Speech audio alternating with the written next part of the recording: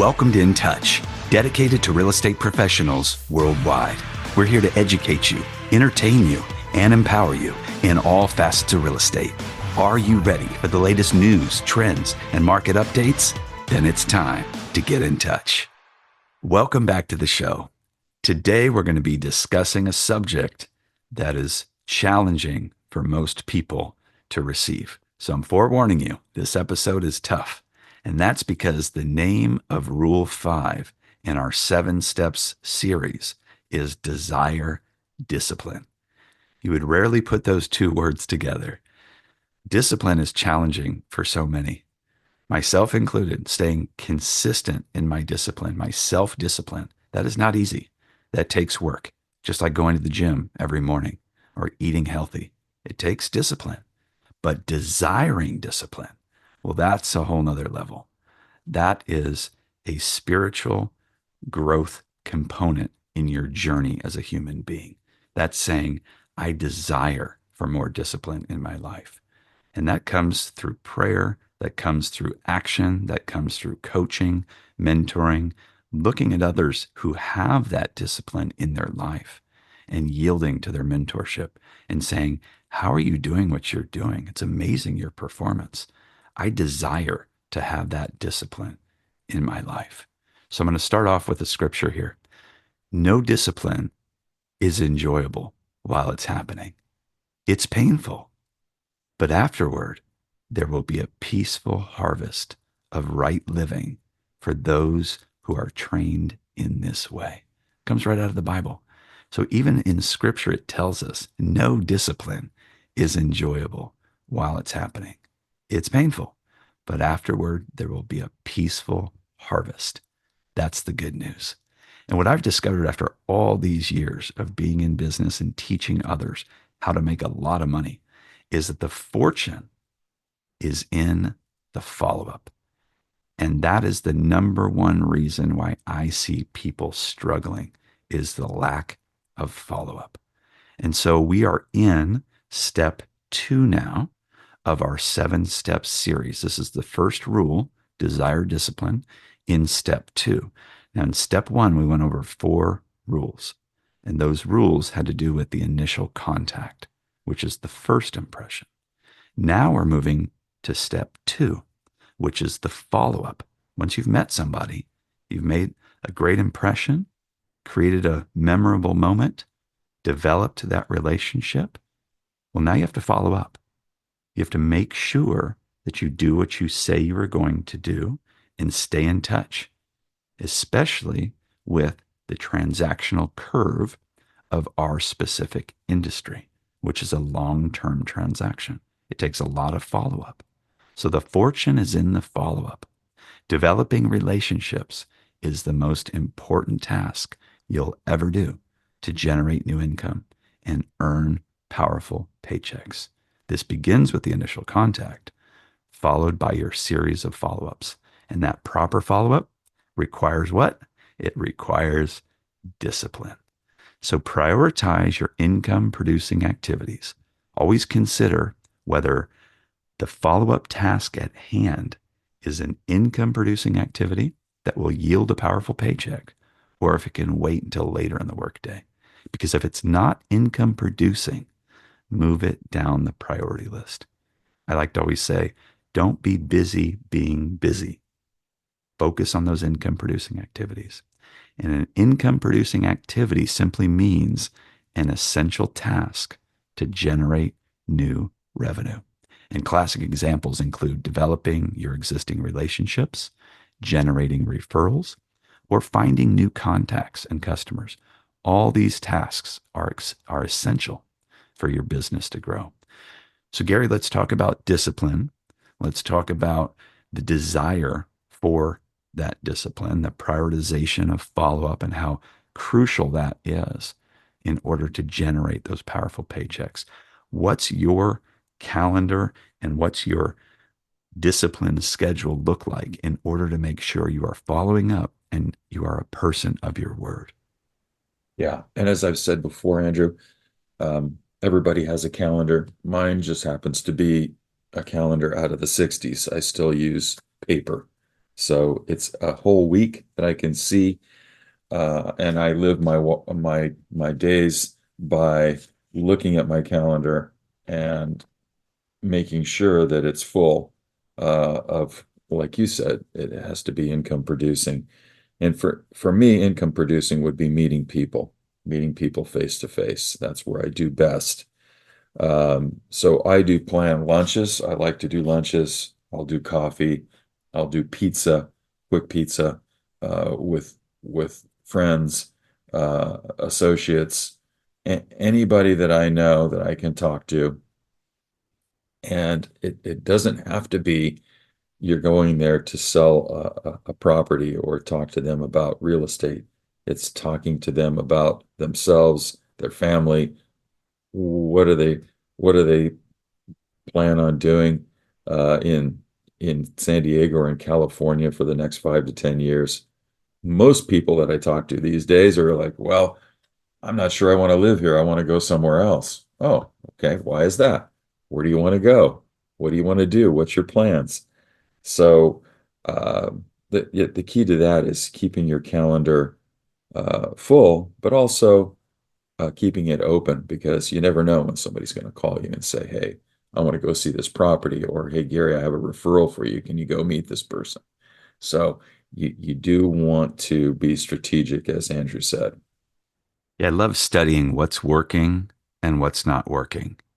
And a mutual colleague of ours is the one who came up with that. It's great. What's working, what's not working, and looking at your own calendar and studying what are you doing with your time and what is actually yielding results and what is not. Because it's easy to get in the habit of sending emails or text messages or spending time online, feeling as though you're productive, yet you're just simply being busy. You're busy being busy. And you need to focus on those follow up tasks that actually generate income and let go of the tasks that do not lead to revenue. Instead, focus the time on those important activities that you know for certain are going to yield the powerful paychecks. And that's typically some form of prospecting. So once you've completed your income producing activities for the day, then later in the day, as your freshest energy fades, you can move on to the general administration or long term tasks that don't necessarily yield immediate income. And my suggestion is this: be diligent in your follow up. In developing your follow up process, you'll need to master 3 habits. You need to be consistent, keep your word, and have good time management skills.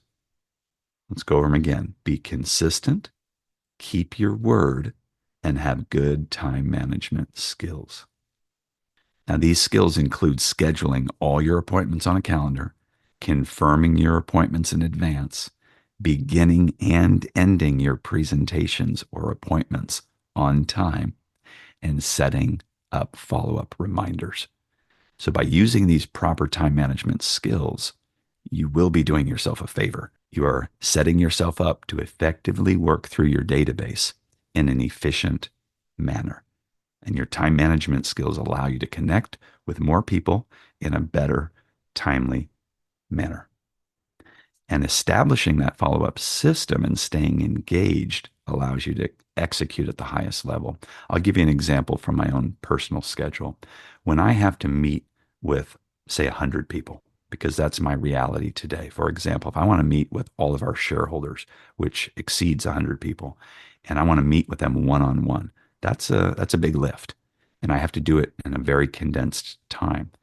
Now, I could do a group meeting and hope everybody's paying attention and hope everybody shows up. But if I actually had to meet them one on one, how do I do that? Well, I do 15-minute increments, back to back, typically through virtual conferencing like Zoom. And I will meet 10 to 15 people in a day. And so 7 days later, I've already met the 100 people. It takes focus, it takes discipline, it takes scheduling and putting all those appointments together in blocks so that they're not spread out and take over my whole day. But that's the level of discipline that I'm talking about, is being very strategic in the way that you're communicating with people and following up with people and touching people and showing them and demonstrating your level of professionalism and discipline. At the beginning of those 15-minute calls, I let people know, hey, we only have 15 minutes. And I do have a call that's coming up right after this. So 1 minute before minute 14, I have to sign off no matter where we're at. And that level of execution will produce incredible results for you. So prioritize your daily tasks. Your follow-up system will keep you on track as you move forward. It helps you accomplish your most important follow-up tasks straight away as the day begins. And setting a daily time to complete your follow-up calls is essential. I prefer the mornings. I know if I can get all that done before noon, then the rest of my day is going to go very, very well. And if you can't do it before noon, try to do it before 2. Just any time it gets late in the afternoon, it becomes harder and harder for you to get something done. It's kind of like working out. If you go in the gym in the morning and you punch it out, you're going to feel good for the rest of the day. Well, the same with prospecting. So, Gary, when do you do your prospecting, and what advice would you give to others who feel like that follow-up is still a struggle? Yeah, I'm pretty much the same as you, Andrew. It's early in the morning. I'm already up early feeding the dog. So my day is not wasted. So spend some time with the Lord. I know my tasks because I've got my calendar that I've already looked at the night before. So I've already looked to see what my day is going to be like. And then if I've got some openings in my time schedule, even if it's traveling, maybe I don't get all the calls that I wanted to get in. Um, I will not listen to music. I'll just call people and start dialing from my car. So making use of that 30-minute time and keeping an eye on where I'm going and driving at the same time. That's always fun. But yeah, it's early in the morning for me is best. And I want to encourage the listeners to avoid giving up easily and making excuses or simply being lazy. Because when you think about follow up, what it is, it's being a person who is determined and willing to persevere in the face of potential rejection or in the face of people not responding on your timeline. In sales, we want things to happen quickly. We want people to respond right away. But people are busy. They're doing their own thing. And it can be easy to fall into a trap within the follow-up to leave one message, not hear back, feel awkward, send another message, not hear back, give up, and get into a pattern of feeling as though people just don't want to communicate with you. But the bottom line is that people are living their life and they're on their own timeline, not on your timeline. So be enthusiastic when you're following up with your contacts. If you're not in the right frame of mind, then wait until you are and then make your follow-up calls. But don't skip them because no one loves follow-up prospecting, but you make a choice to do it. So discipline yourself to do your follow-up calls by setting an appointment with yourself on your calendar and then make sure you actually do it. And that's what that time blocking is. It's blocking out on your calendar saying, this is it between, say, 10 and 12. I'm turning off everything else. I'm not going to be distracted. I am 100% laser focused. And until the bell rings, I'm going to continue doing that follow-up prospecting. And when it's done, take a break, go for a walk, do something you enjoy as a reward. Whatever that treat is, be diligent and make a commitment to reward yourself for the follow-up prospecting and reward yourself regularly. Figure out what things in your life motivate you to complete your short-term and long-term follow-up goals. Is it the money that you'll earn that motivates you? Or is it what you can do with the money? Set short-term motivational goals and long-term motivational goals. Always have what my father used to say, a light at the end of the tunnel for yourself as you work towards your follow-up goals. This way you have a target and a finish line to rest and relax in order to avoid burnout and build in a reward for yourself when the job is complete. You know, for me, it's travel. I love travel. And that is my light at the end of the tunnel. When I give myself the short term rewards for the goals I accomplish, but every 45 to 60 days. And that might be a holiday weekend away with my wife.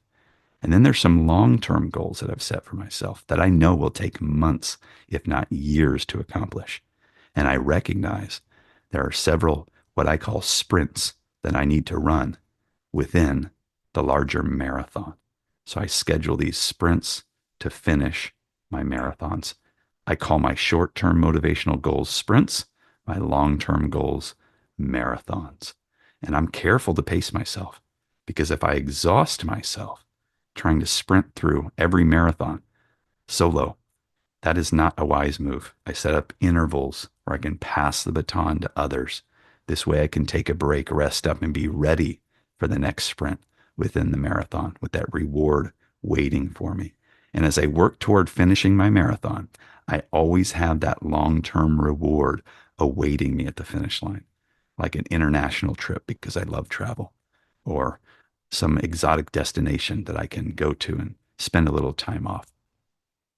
Now, Gary, over the years, we have spent a lot of time with our leadership within our company developing a healthy work life balance. And both you and Nicole Mazzola, who is my sister in law, you have partnered up and created, very similar to what I just described right here, the ability to pass the baton to one another even though you're not necessarily quote unquote partners in business, your colleagues, your friends, and you worked out a great system I want you to share with the audience because this has allowed you to go on trips and take off time and spend time with your family without a care in the world, knowing that someone's got your back and can handle your business. So share a little bit about the sprints and the marathons, your light at the end of the tunnel, and what you've creatively done with Nicole as far as a colleague having your back when you're out of town. Sure. So Nicole Mazzola, who I think a lot of you know, if you don't, look her up on our AARE website. She's been with the company, I think, Andrew, since almost day one or day two, and she just loves this company, and she'll probably live and die here with AARE. But well, we hit it off really big in the beginning, and I found that she has the same discipline that I do and she treats her clients the same way that I do. So it was something that we kind of said, well, if we're ever going to be able to take a couple weeks off or a month, like Nicole's going to be taking off here soon, um, we can just kind of tee it up and I can step into her business and I know how she works and I know her transaction coordinator. So all she needs to do is just introduce me. Usually it's by using email. Hi, this is Gary. He's one of the best real estate agents in AARE. We work together. We do things together. You're going to love Gary. I want to introduce you now because I'm going to be leaving out of town for a few weeks, and Gary's here to take over the transaction wherever that transaction is, whether it's in escrow or maybe she just took a listing and I need to take it from there. It really doesn't matter since we both know the process and how real estate is conducted. It's pretty easy for me to just step in. And Nicole treats her clients on such a level that most people wouldn't even be able to compete. She is really high up there as far as customer service. And so I do have notes on each client. I do know exactly how to treat them and do they like to be texted? Do they want to be emailed? Do they not want to hear from me and just wait until I pass the keys off? All the notes and everything is discussed before either myself or she leaves on vacation. So it's basically here's the baton, we're running. She's handing me the baton. Now I'm going to take it to the finish line. And if there's an emergency, of course, I can call her, but there really isn't. She needs to it's really tough for me to not take well, of course, you're always going to have your phone with you. but she will get upset with me if I'm on a lake and I'm fishing with my daughter and I'm looking down at my emails. She knows because she's in my emails, so she will tell me, "Stay out of the emails or I'll kill you." So we we know how tough it is to just leave an escrow and not look at it again because that's your paycheck. But I know that I do take care of Nicole well, and she takes care of me. So find somebody. We've got what 450 agents, Andrew, maybe 500 now. I don't know. I haven't counted them, but within that structure, they don't even need to be in your state. They just need to be able to conduct business and have the same behavioral skills that you do, and you should be able to walk away, go on vacation, and not have to worry about it. What I love about this situation is that once again, it reflects discipline. It's a different kind of discipline. It's a discipline to unplug. It's a discipline to have work-life balance. And it's a discipline to have each other's back. Because correct me if I'm wrong, but I believe the arrangement is simply that you'll watch my clients, I'll watch your clients, but there's not referral fees or some financial arrangement. It's just essentially take care of my business, whatever it is during this year when I go away. I'm going to take care of your business for whatever it is while you're away, and we have each other's back. And that is huge. That is huge because I have seen in the past when people try to take over someone's business, two things fall apart. One, if they don't conduct the same level of customer service, that's a problem. And two, if there's money involved or somebody feeling like, well, I did this and I'm so responsible and I'm the reason this escrow closed. And, that doesn't send the right message to the client. And that's not really what true reciprocity looks like. This is valuing time off, not only for yourself, but for another colleague, and then stepping up whatever the job is during that season. So very, very well done. That to me is professional discipline, and that's what we're encouraging. So that professional discipline builds credibility and trust with your clients. Throughout the follow-up process, as you develop relationships, you must create those behavioral patterns between you and your clients that illustrate your commitment and discipline. And when it comes time to transact, they will remember these behavioral patterns and feel confident moving forward with a dependable professional who's been following up with them consistently and who keeps their word. We've all heard this in the past. Let your word be your bond. But sadly, people tend to say yes, and their yes does not mean yes, and their no does not mean no. Or they say that they will do something in the near future and then they never do it. And this is common in today's culture. So stand out by being someone who does what they say they're going to do. And when you're unable to fulfill the promise, own it. No excuses. Be direct. Clearly communicate why you're unable to fulfill your promise and have a plan ready to remedy the situation. So, Gary, you are a person of your word. You know how challenging it is these days when people either don't pick up the phone or say they're going to do something, then don't do it. What's your remedy or advice for people that are trying to survive this industry in this new normal we find ourselves in?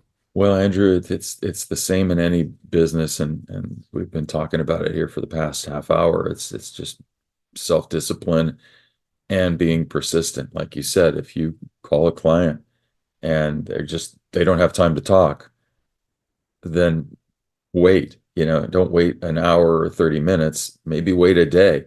Call them back. Hey, it was great talking to you. I know it was only for 30 seconds.